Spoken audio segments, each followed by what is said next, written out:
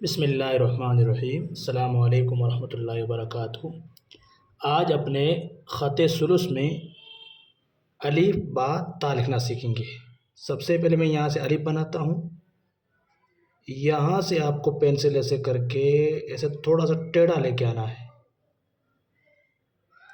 ऐसे। इसका सर बनाना है, थोड़ा सा ऊपर रखें, फिर इस ऊपर को वापस नीचे खींचें, फिर यहाँ से ये नोक के ज़रिए ऐसे बनावे, ठीक है। उसके बाद लिखना है बा, इसको ऐसे आड़ा रखें, ऐसे। फिर यहाँ से ऐसे करके इसको लंबा खींचें, ऐसे। ये हो गया बा।